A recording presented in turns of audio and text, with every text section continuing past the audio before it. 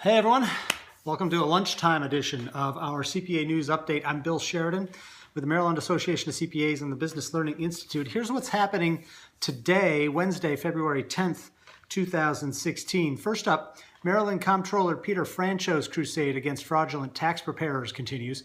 Francho yesterday blocked tax returns from several more private preparers in Baltimore and adjoining areas. That's the third time in 2 weeks he's taken action against tax preparers that his office flagged for questionable activity. Francho suspended the processing of both electronic and paper returns for 11 private tax preparers in 14 locations. The move comes after Francho stopped the processing of returns from some Baltimore area Liberty Tax Service franchises on January 27th. Then on February 2nd, he cut off returns from 16 more Liberty Tax franchises and 3 other preparers.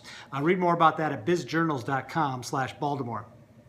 On a related note, the MACPA and its members are back in Annapolis today, this time to testify in support of House Bill 162, better known as the Taxpayer Protection Act. This bill comes straight from Francho, who says it will help his office protect taxpayers and hand out stronger punishment to anyone who commits tax fraud.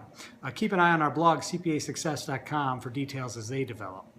The Obama administration's fiscal year 2017 budget proposal contains a number of tax increases on high-income taxpayers, oil and foreign income, along with tax breaks for the middle class and small businesses, plus a provision giving the Treasury Department the explicit authority to regulate all paid tax preparers. You'll find all the details at accountingtoday.com. The Securities and Exchange Commission Chair, Mary Jo White, said yesterday that her staff is reviewing the agency's current rules for disclosing boardroom diversity, which may lead to new guidelines. Since 2009, the SEC has required public companies to reveal whether and how they consider diversity in identifying director nominees.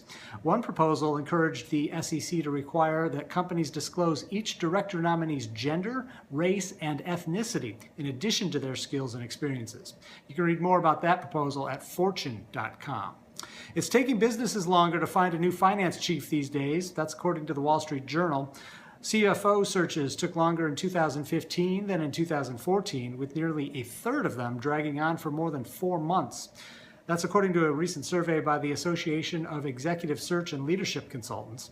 You can blame that on picky prospects and choosy businesses. Many top finance executives would prefer a step up the corporate ladder in their next job, and companies actually spend extra time searching for a CFO with more operational expertise. We read more about that at the Wall Street Journal's website.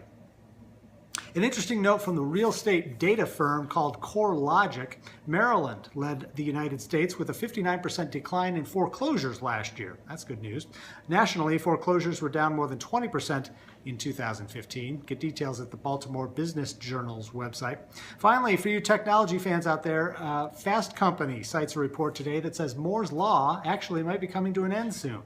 Moore's Law, of course, is the famed law developed in 1965 by Intel co-founder Gordon Moore. In essence, the law says that processing power of computers doubles roughly every 2 years or so. That's due to the increasing number of transistors that can be placed on a microprocessor. But Nature magazine is about to come out with a report that says the semiconductor industry will formally acknowledge that it can no longer keep pace with the doubling of transistors every 2 years. However, Fast Company is quick to point out that the announcement only applies to current technology, which uses silicon to make chips. Other materials could be used in the future that might be able to break through the physical and economic barriers hindering Moore's Law today. In other words, technology marches on. Read more at fastcompany.com. And some dates to circle on your calendar. The MACPA's Business and Industry Professional Issues Update will be held on March 23rd. Our Forensic Valuation Conference is scheduled for April 25th, and our annual Government and Not-for-Profit Conference coming up on April 29th. You'll find all the details on those events at macpa.org. That's it for today, everyone. Have a great afternoon. I'll see you tomorrow. Take care.